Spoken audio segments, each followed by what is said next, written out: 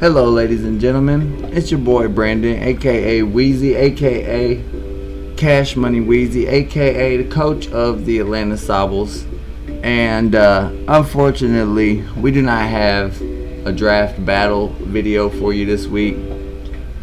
I'm not sure exactly how I messed this one up, ladies and gentlemen, but this one's all on me. Could have been I forgot to update my OBS or something messed up, man, and mid what I thought was the recording, I realized I wasn't recording and was kind of engaged in the battle at that point. Nonetheless, at the end of the day, it didn't get recorded. So I thought, we're about at the mid-season point, and a lot of people in the league have talked about doing like a power rankings video. I thought about doing maybe something different this week to make up for the lack of a battle video, and kind of doing like a mid-season recap, including power rankings, which we'll have coming for you during this video. First of all, before we get too far into this, I just want to say huge shout out to the Pokemon World Domination Draft League. Huge shout out to our admins, Sonny and Mac. Y'all have really arranged one of the best draft league experiences I've ever been in, and everybody is very excited. It's just a great environment that y'all have created, and I just want to get that out the way first because I sincerely mean that. I don't spend a lot of time in my videos on microphone, the opportunity to really speak my mind. I just wanted to put that out there before we get into the video too much. So with that said, I'm gonna start it off with a recap, best recap I can kind of give you of my week 4 matchup. So that's where we're at the screen right now. We played in week 4. We played against Carlos of the Dallas Duraludons, and first of all, I want to say shout out to Carlos, because anybody who takes over another person's draft team, especially mid-season, Carlos was, if I'm not mistaken, the most recent addition to our league, and I just want to give a huge shout out for him for the task that he undertook in taking over somebody else's team and bringing it every week. He's kept up with his games when he was behind. He's been a part of that experience I'm talking about, of everybody being just excited to be here. And shout out to Carlos and all the other guys that have taken over teams too, because we got a solid and tight group right now. It's a good group. So me and Carlos matched off, and man, before I spoil the end or anything, game 1 of our battle, man, it was a great game. I want to give a shout out to Carlos for game 1 for sure, because in my opinion, this whole game, the first game, came down to a really, really tight, and I mean, I didn't run the calcs on the damage, so I was certainly sitting there with my fingers crossed during this one turn, but it all seemed to come down to, at the end, to one turn and a roll. So, and on the screen you're looking at Carlos's draft. He brought a team that featured Trick Room Trevenant, and also has Centiskorch, Toxtricity, Shiinotic, Dracovish, and Como-O.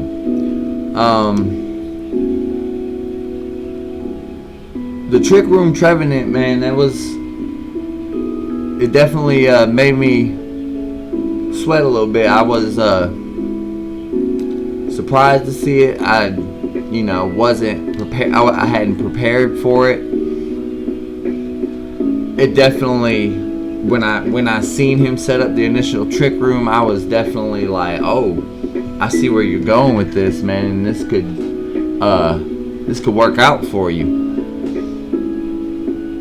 I was able to use Clefable to really pull me through in this battle. You know, Clefable, Rabombi, and Dragapult all ended up with 3 kills at the end of the series, but I think that Clefable was probably the most pivotal of those, especially in game 1, which was a very close game.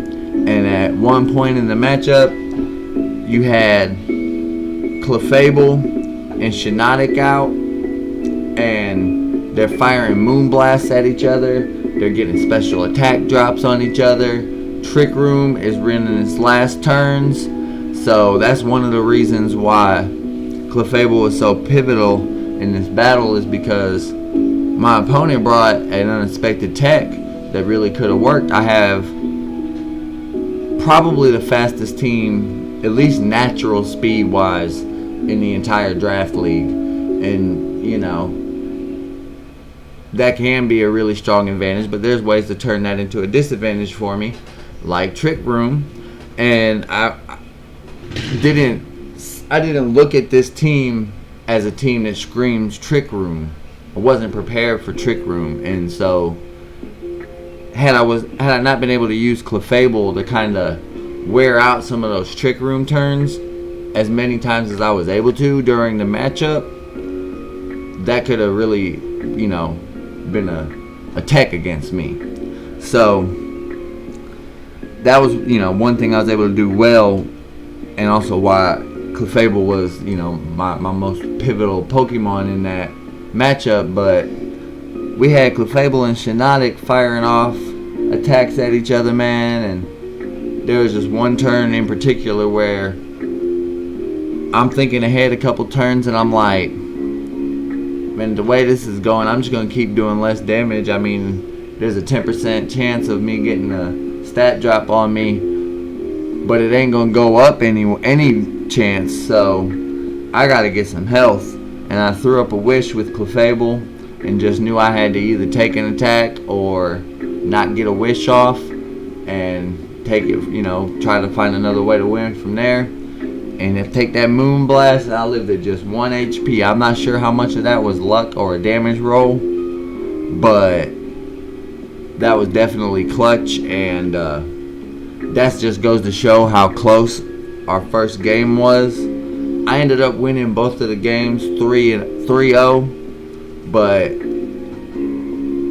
that's just a statistic, man. Shout out to Carlos and the Dallas Duraludons, because they've definitely played a tight game.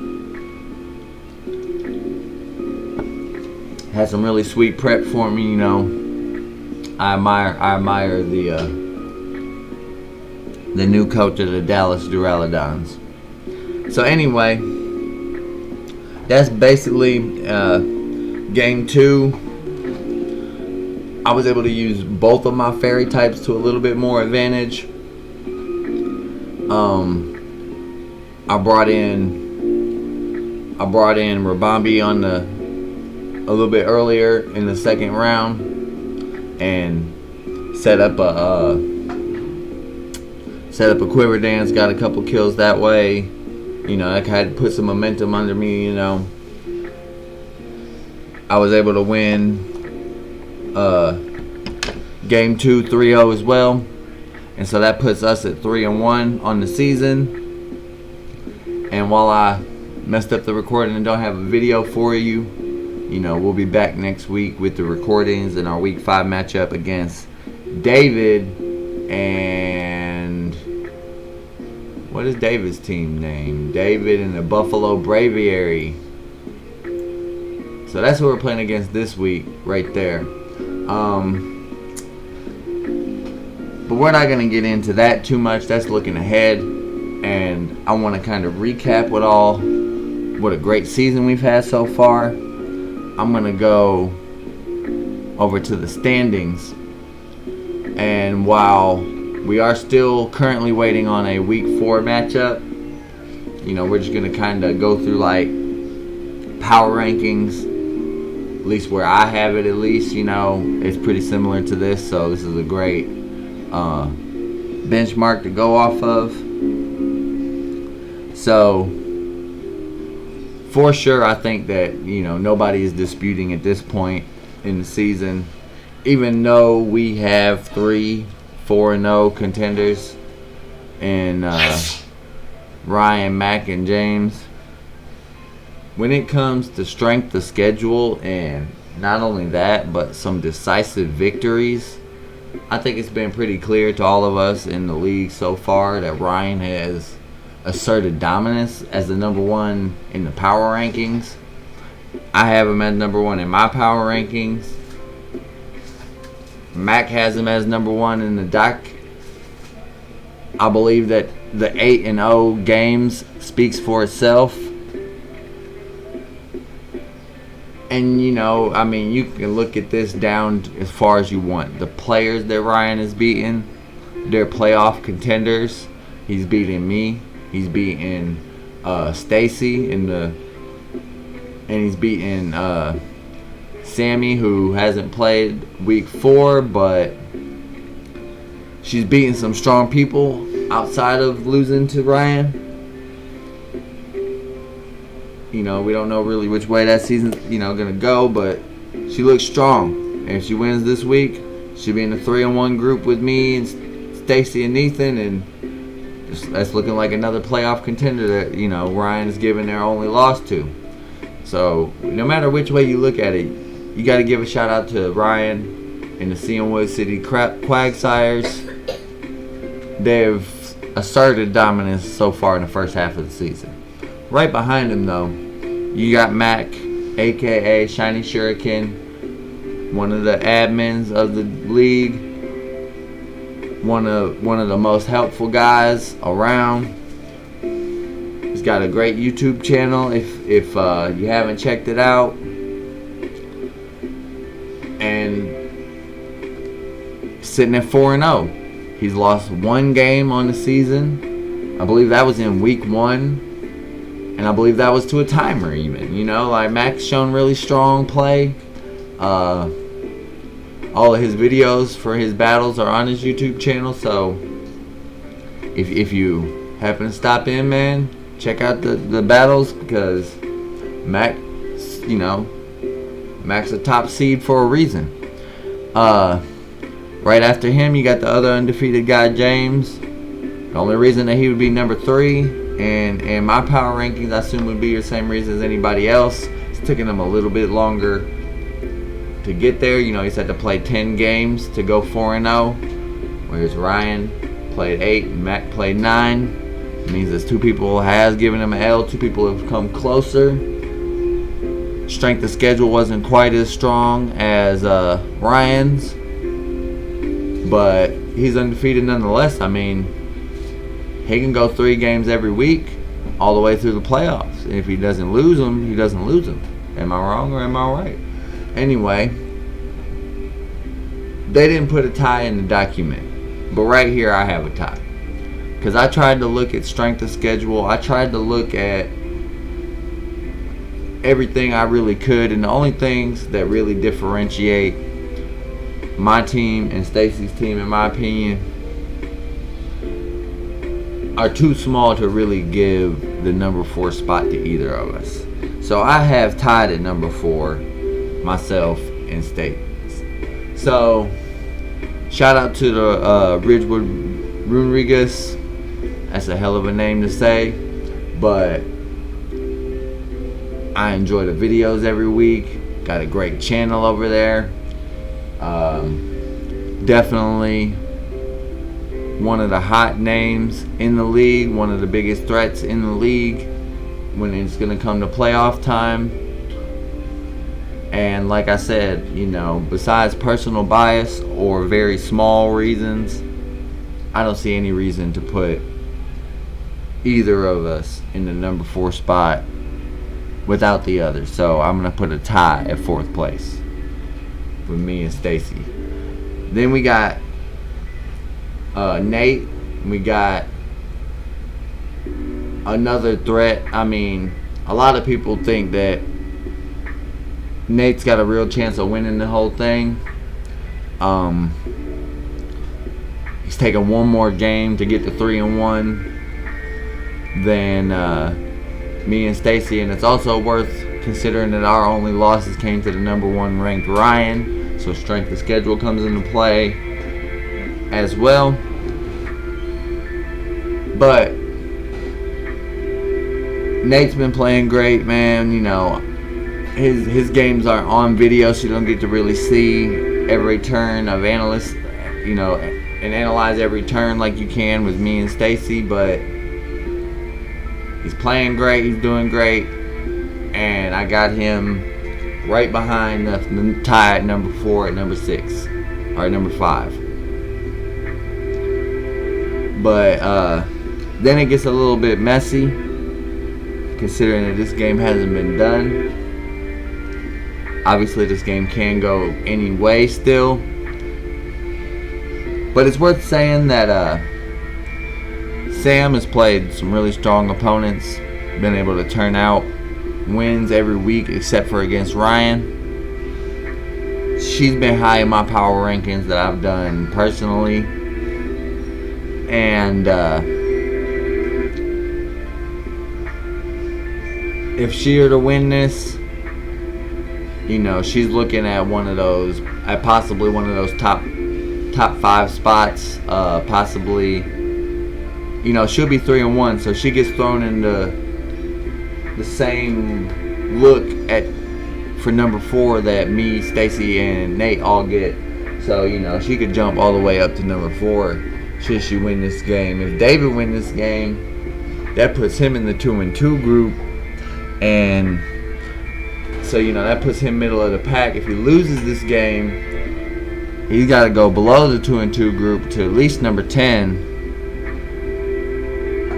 And then, you know, it comes down to things like strength of schedule, things like that. So, also would put Sam in the 2-2 group with him. And, you know, that all plays into each other. You know, they're both 2-2. But in that case, hypothetically speaking, David would have just beat Sam. So, anyway, that's all I can really say is to speculate where that would put each of them, in my opinion, in the case of different outcomes. But you don't know for sure until they play the game.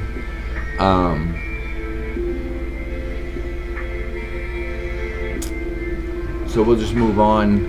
You got 2 people currently sitting at 2-2 right now. Michael and Carlos. You know, at 2-2, it's worth it to totally say, because this applies to everybody from here and down, that nobody is mathematically eliminated from the playoffs yet, and that we're playing a 9-week season, so it's not possible to actually truly go 500. But if you were to go, you know, win and or lose about half your games, doesn't eliminate you from playoff contention. Once we get to the playoffs, you know, basically it's all fresh from there. I mean, I'm not completely sure if we're gonna do like seeding based on record. I'm sure that they'll do some kind of incentive for, you know, winning more games during the regular season. But it doesn't matter, because it's still anybody's game when we get to the playoffs. So Michael and Carlos 2-2. I do technically I mean, we got a tie at 4th place. We got kind of a question mark at 7th and 8th. But holding the number 9 position, I currently have Michael. And holding the number 10 position, I currently have Carlos. This is subject to change based on the last game that's yet to be completed.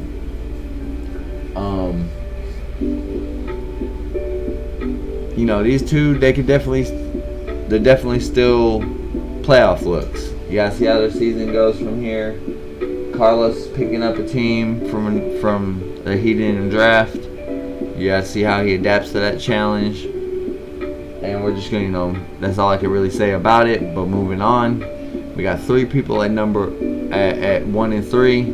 We got number 11 Bishmi, number 12 Corey, number 12 Sonny, and number 13 Corey. My mistake on that, if you noticed. The numbers are kind of messed up. They kind of messed with my brain when I was reading it a little bit anyway.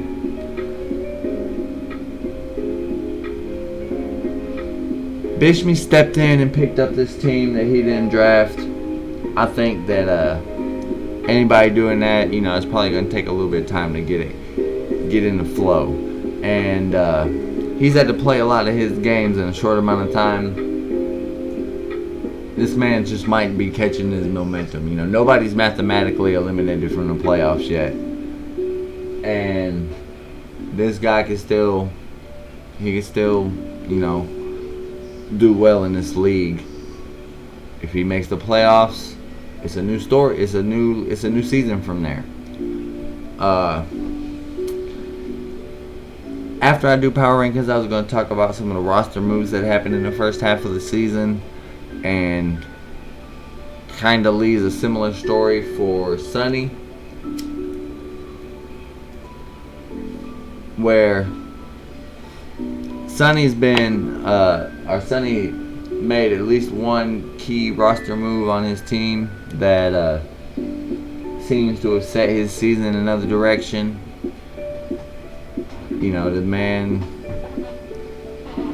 The man studies his stuff. The man knows his stuff.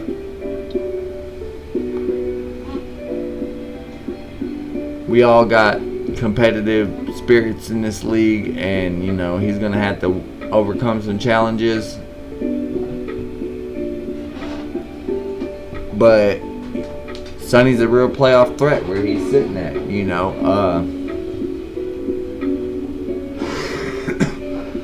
Shout out to the Gaming Fool channel, and I still expect good things from him. We'll see how the season ends for the Chicago Cherry Blossoms. He's got a long team name. I can't remember off the top of my head, but the Gaming Fool YouTube channel. Shout out to Sonny, one of the admins and the one that organized this league.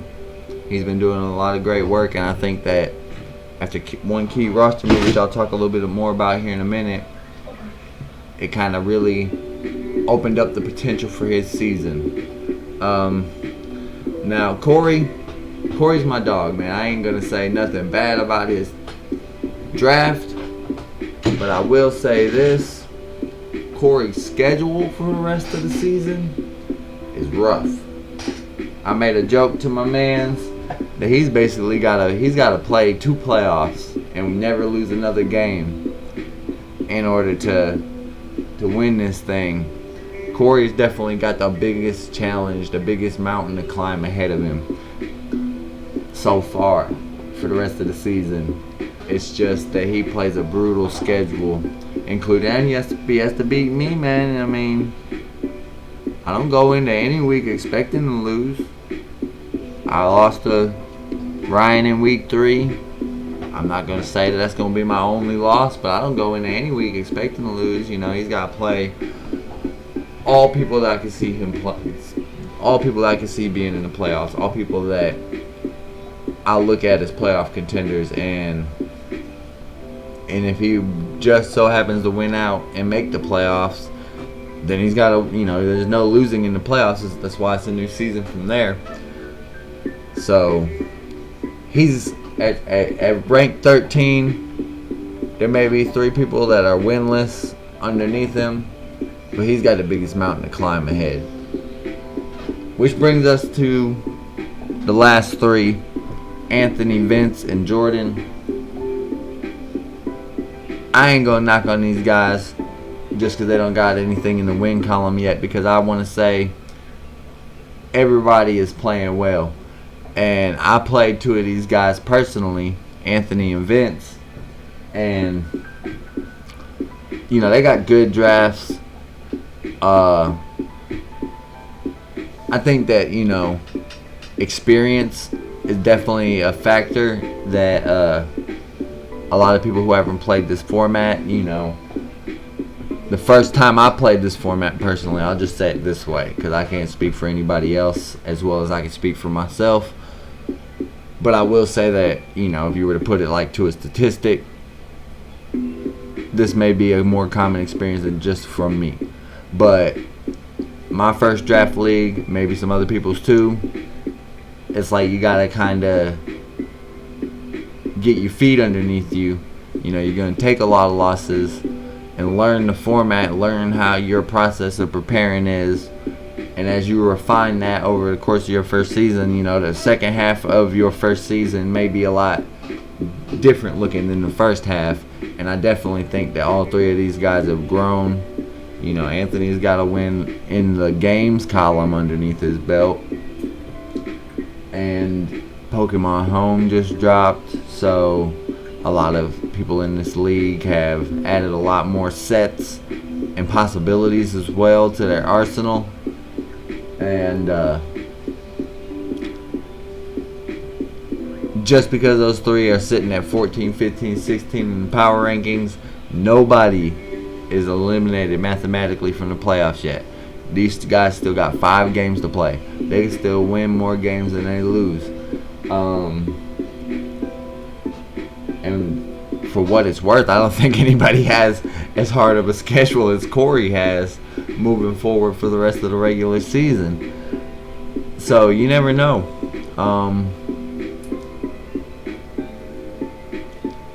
You really never know with any of these guys. They just got to continue to improve.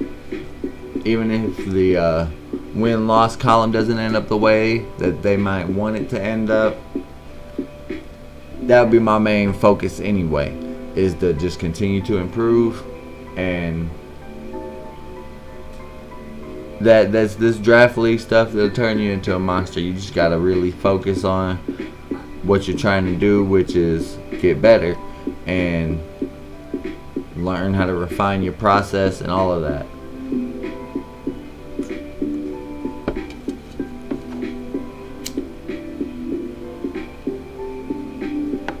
So anyway, moving on. That's where we're standing at as far as, you know, the standings for the basically midpoint of the season. There was, as far as standings go, there's no official page in the document, so I'll just leave it right here before I start talking about some of the roster moves that have happened so far. There's the MVP race. And, you know, instead of flipping through all the pages of the documents in an unorganized fashion, you know, I got it written down in front of me. I'm going to talk about the top 3 right now. That's all I'm going to talk about is the top 3. But I want to give a shout out to James and his Caparaja. They're currently sitting number 1 in the MVP race with 17 kills for Caparaja. That's just huge, man. That's huge. I guess that's also the advantage of playing more games too than the other undefeated competitors. But regardless of how it happened, Caparaja has the most kills in the league, and I believe he did have 5 deaths on it. But that's an impressive feat. That's a very impressive feat after 4 games to get 17 kills.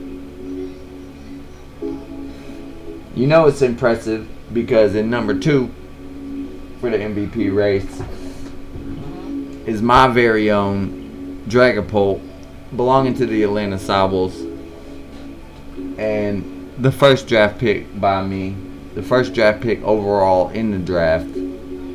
So that says a lot about how well James is using Caparaja and how impressive it is to get 17 kills in 4 games. Because the number 1 pick overall in the entire draft is sitting behind you, 2 kills behind at 15 kills and 4 deaths. So, shout out to James. Well played so far. Keep up the good work. Shout out to Dragapult. I hope it keeps up the good work for my team. I hope that it continues to get me a lot of kills and help me win a lot of games. And then the number 3 right behind us is Ryan with his Beware. Beware has 13 kills, but a staggering 1 death. This thing has only been knocked out 1 time this season. That's just amazing to me.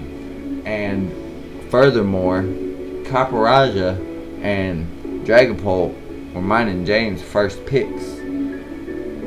Beware was a late round pick, like 5th, 6th for Ryan. And he's used it so well, to such great effect, and has not been able to been stopped by anybody else. So, shout out to Ryan and how well he's played around that Pokemon in order to keep it from dying and only have 1 death all season is a feat in my opinion.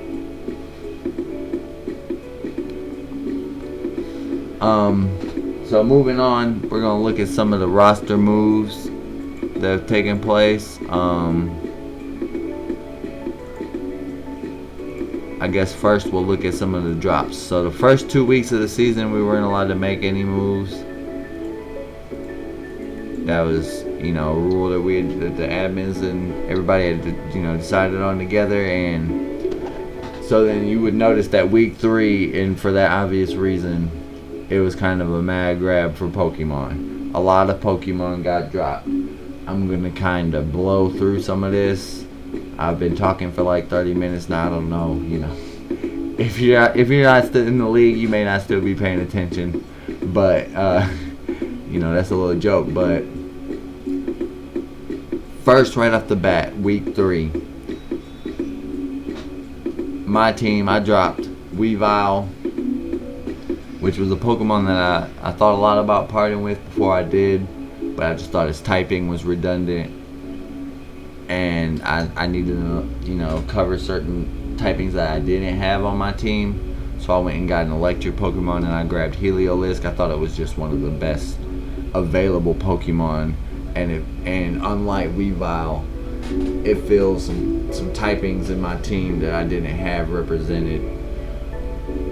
But also, right off the rip, the Ridgewood Runerigus, I want to try to say that again, but the Ridgewood Runerigus, they dropped Ice Cube, and immediately both of these Pokemon got picked up by other teams. We're going to go to the free agents and look, but week 3, yeah. I grabbed Heliolisk, Nate grabbed Ice Cube, and Stacy grabbed the Weavile that I dropped. Also, we want to highlight Sunny for the huge roster move and dropping Obama Snow from Vanillix. That has been clutch for him. A couple other people shedded some unneeded stuff, like Max, Farfetch'd for Hitmonchan. That provides a lot more utility on his team. Corey bringing in Hitmonlee instead of Shedinja. It's just a much more versatile Pokemon. Helps his team a lot more. We had a big trade the following week. In week 4, we had the trade of Hatterene for Gengar, and man, trades are hard to come by in this format because people are going to draft their team in a way that they like. Like if they wanted a Pokemon that's on your team, well, chances are they probably would have drafted it. But I thought that this was a good pickup and will be a good payoff for both of these guys.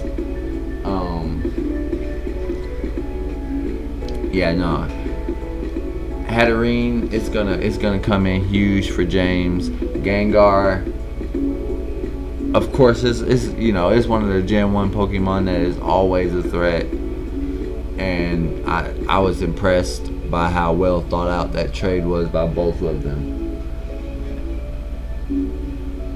We also had that same week 4, we had Nate. Nate dropped Crustle for Gothitelle. That's going to come, he at least thinks that that's going to come in huge for him throughout the season. And, I agree. I think that was a great move that, hasn't had a lot of time to play out, but I like that move for him.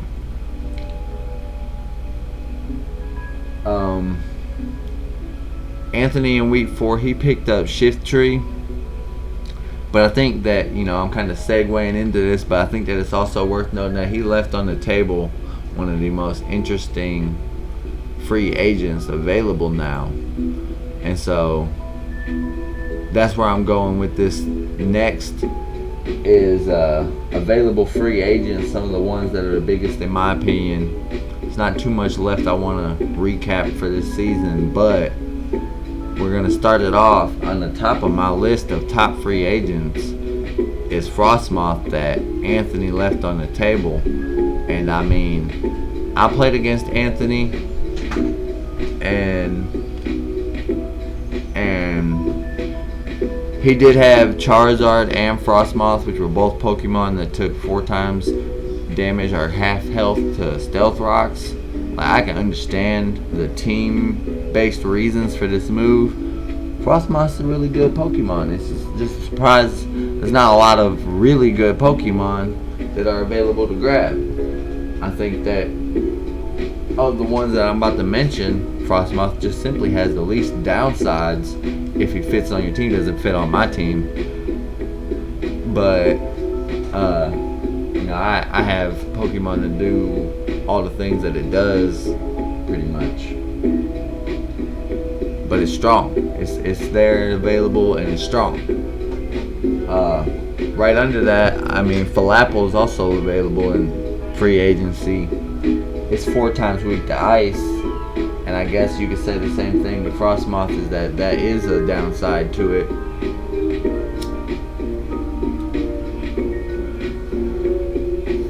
But that's not the worst problem in the world. Honestly, I would rather be 4 times weak to ice than rock anyway. So, there's a lot of dragon types available, but that's a good Pokemon that's still on the table. A couple others that I noticed, both Arctozolt and Arctovish are available. And, depending on what your team might need, either of those Pokemon, they're heavy hitters, or those are valuable picks. I'll say that. You get some work out of those picks. There's nothing wrong with either of those Pokemon. Galarian Rapidash is still available, We voted in the league not to integrate any of the new regional variants that came in with Pokemon Home.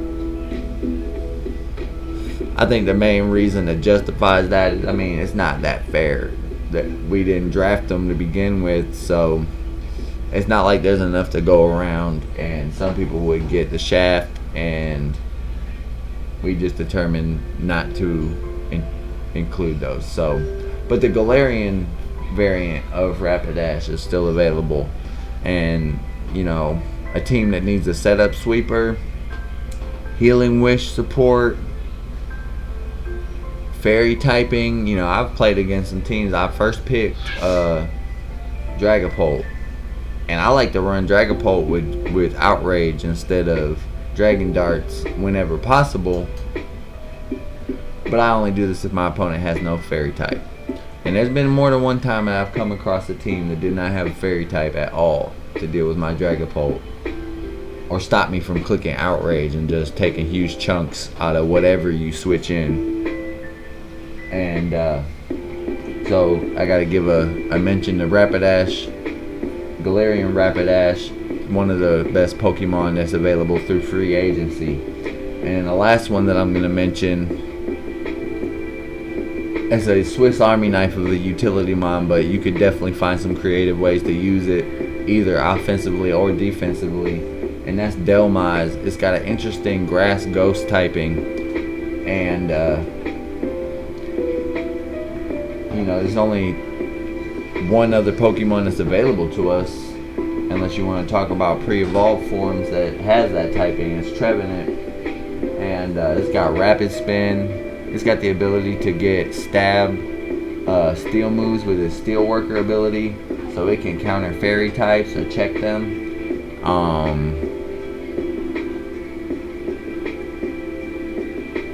It's a good Pokemon. Power Whip. It can do a lot of things. Maybe it is not the premier grass type, but I think that it's probably underrated because it's better in draft than maybe it is in some other formats. So, that's pretty much everything I got for this video to talk about. Shout out once again to the Pokemon World Domination Draft League and everybody that's been involved. It's been such a pleasure to play with you all, and I hope everybody enjoys the rest of the season and sticks it out together. Shout out once again to Mac and Sunny, the Gaming Fool YouTube channels, and Shiny Shuriken YouTube channel respectively. Shout out to all the guys, and I'll be back next week with the week 5 battle. This week, probably sometime this weekend, with the week 5 battle video. Definitely not gonna mess up another one. If you're still listening to this point, make sure you drop a like, and thank you for it. I appreciate y'all, and I'll see y'all next